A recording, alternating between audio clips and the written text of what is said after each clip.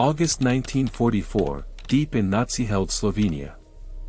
A small group of exhausted Allied prisoners slips past the searchlights and barbed wire of a brutal labor camp.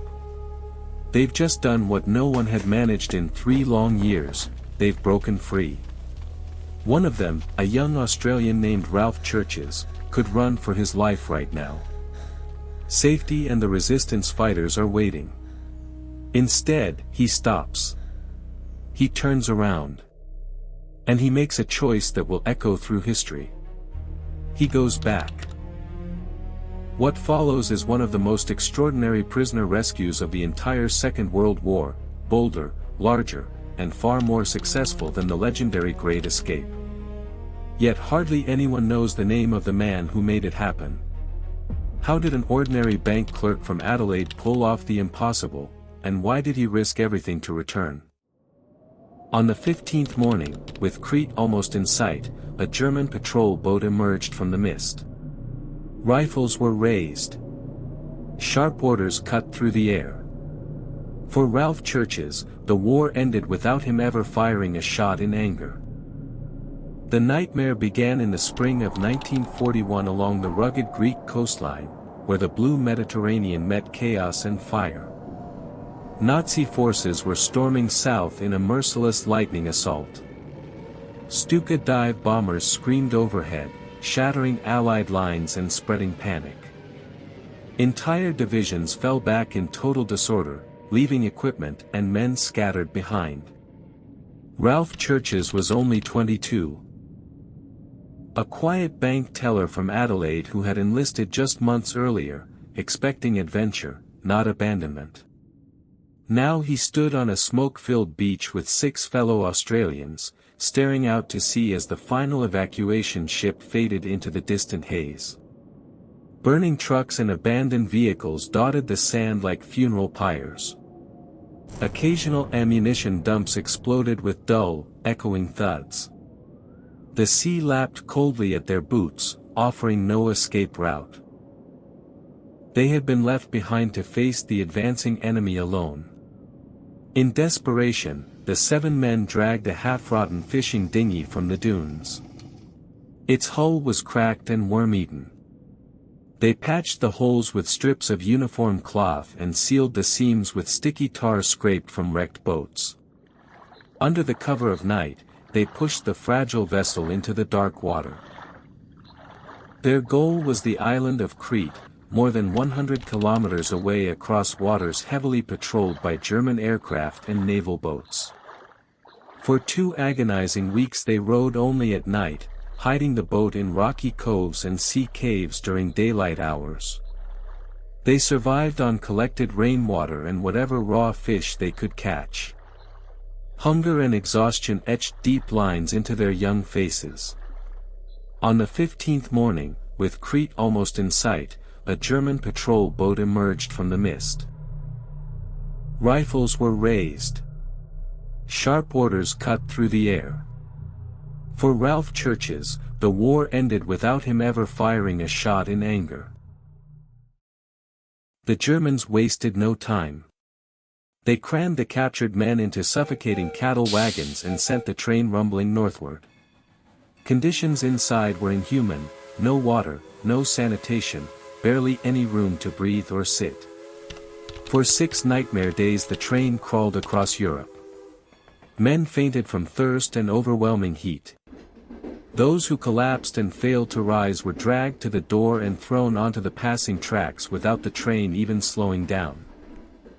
When the doors finally creaked open at Maribor in Nazi-occupied Slovenia, many prisoners had already died during the journey.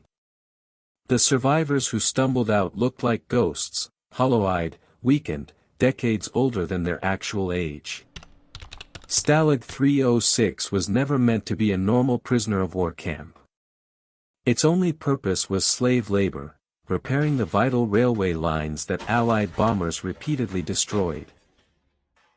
Every single morning at dawn, armed guards forced the men out for 12 brutal hours of back-breaking work, lifting heavy steel rails, shoveling endless rubble into bomb craters, and pounding frozen earth with worn-out tools. At the end of each exhausting day, they shuffled back through the gates for their only meal, a tiny 200-gram piece of coarse black bread, far less than a grown man needed to survive. Ralph soon felt his own ribs pressing sharply against his thinning skin. But the true horror lay just beyond the barbed wire in the neighboring Soviet compound. There, the Germans deliberately starved Slavic prisoners, considering them unworthy of even basic labor. Ralph watched day after day as those men wasted away into skeletal figures, collapsing silently one by one into the freezing mud, never to rise again. The sight seared itself into his memory and planted the seeds of a fierce, unbreakable determination. Surrounded by death and despair, Ralph refused to let his spirit break. He turned to the one weapon he still controlled, his sharp mind. He realized that prisoners who could prove useful to their captors often received slightly better treatment. So he began an intense, secret mission to master the German language. A local Slovenian farm boy who delivered vegetables twice a week became his unlikely teacher and student. Ralph bartered precious cigarette rations for smuggled German newspapers. In return, he taught the illiterate boy to recognize letters using dramatic gestures and acted out newspaper headlines. One night, disaster nearly struck. A guard discovered one of the hidden newspapers tucked inside Ralph's thin mattress. His heart pounded violently. Discovery could easily mean weeks in solitary confinement, savage beatings, or even execution. But the guard only glanced at the paper, snorted with contempt, and walked away, assuming the Australian was simply saving it for toilet paper. That close call didn't stop Ralph. Night after night, in the pitch-black barracks, he whispered new German words and phrases to himself until they became part of his dreams. He listened carefully to every conversation around him, repeating sentences until they felt natural. Within just 4 months, the former bank clerk from Adelaide could speak fluent German, understanding jokes, sensing hidden threats, and even negotiating with his guards. His remarkable talent soon caught the eye of the camp commandant, who appointed him official interpreter. The other prisoners elected him their spokesman, or Vertrauensmann. Now Ralph found himself standing in German offices, boldly bargaining for extra food rations, arguing for lighter duties for the sick, and arranging proper burials for those who didn't survive.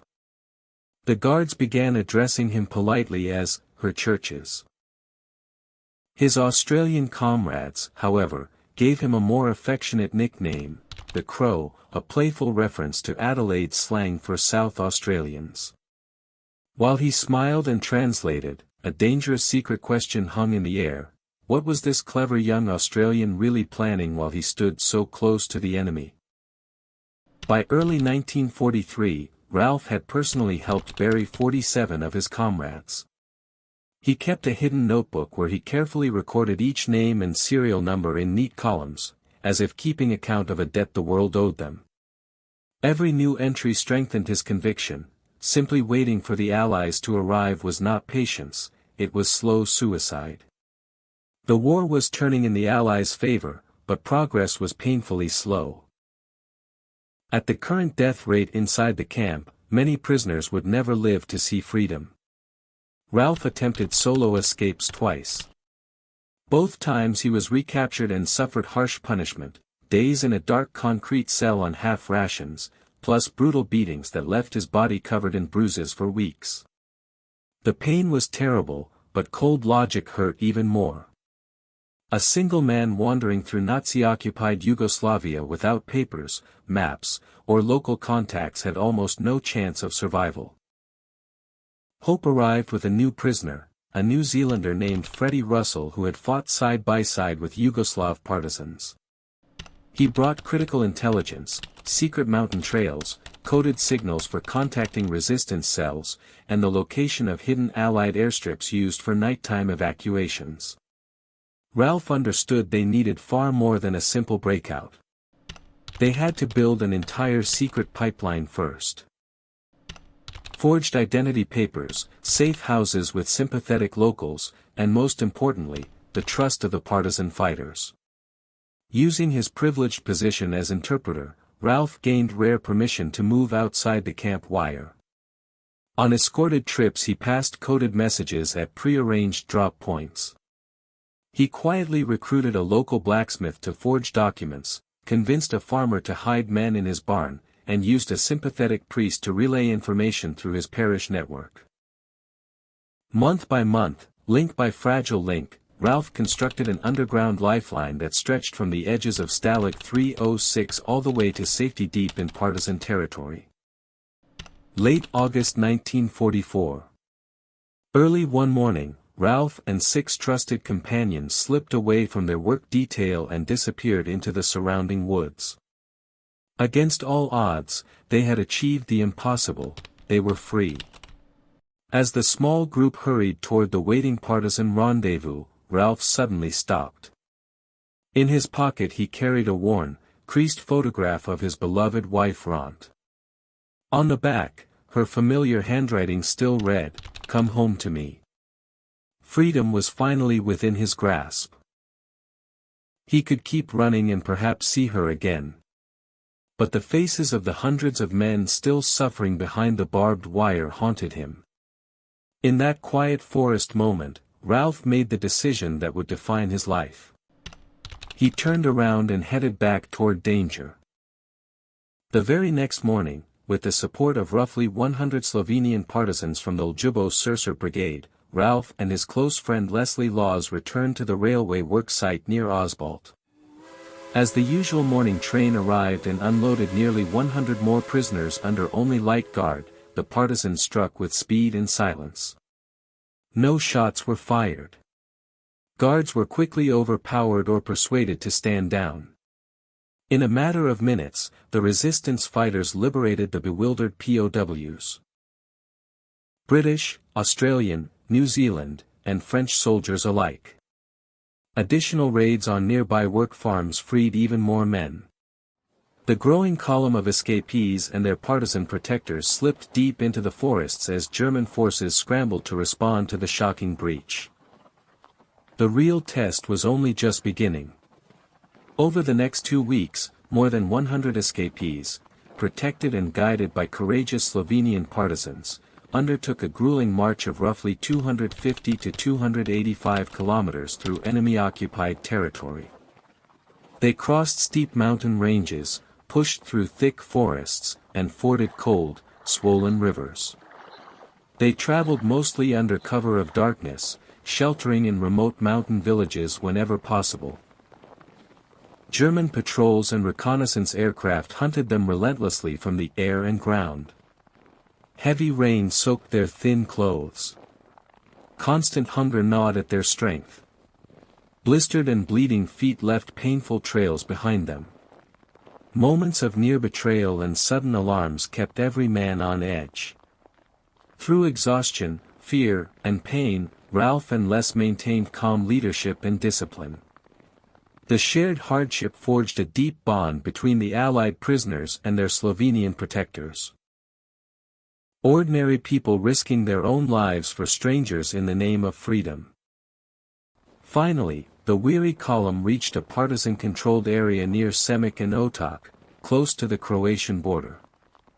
The original planned landing site had been compromised, so the resistance quickly prepared a makeshift airstrip in a remote field. After several tense days of waiting and hiding, 5 Allied Dakota DC-3 transport planes flew in under the cover of night from bases in Italy. One after another, the aircraft lifted 103 men to safety in Bari, southern Italy. A small number remained temporarily with the partisans or made their way later, but nearly the entire group reached Allied lines alive. Remarkably, not a single escapee lost his life during the entire operation, a near miracle given the dangers they faced. For his extraordinary courage and leadership, Ralph Churches was awarded the British Empire Medal. The full story remained under wraps for years due to wartime secrecy. After the war, Ralph returned to Australia, married his beloved Ront, and tried to rebuild a peaceful life. Many years later he published his personal memoir, 100 miles as the crow flies. His son Neil later wrote The Greatest Escape, bringing even more details and context to light. Ralph lived a long life, passing away in 2014 at the age of 96. Today, memorials and annual commemorations in both Slovenia and Australia honor what became known as the Crow's Flight, celebrating not only Ralph's bravery, but also the selfless courage of the Slovenian partisans and local villagers who risked everything to help Allied strangers. What strikes me most about Ralph Churches' story is how ordinary he truly was before the war, just a young bank teller from Adelaide who loved his wife and dreamed of a simple future. Yet when pushed to the limit, he made a choice that most of us can only admire from a distance. In a world that often celebrates individual survival and personal success, Ralph reminds us that real strength sometimes means turning back toward danger to help others. His decision didn't just free over 100 men. It proved that leadership, loyalty, and humanity can shine brightest in the darkest places. This escape also shows the incredible power of ordinary people uniting across nations and backgrounds, Australian and British soldiers, Slovenian fighters, farmers, and priests all working together against overwhelming odds. Stories like this one matter today more than ever. They challenge us to ask ourselves a simple but profound question. When we see suffering or injustice, do we keep walking toward our own safety, or do we find the courage to turn around and help? Ralph Churches turned around. Because of that one brave choice, 103 men lived to see their families again. That kind of legacy continues to inspire anyone who hears it.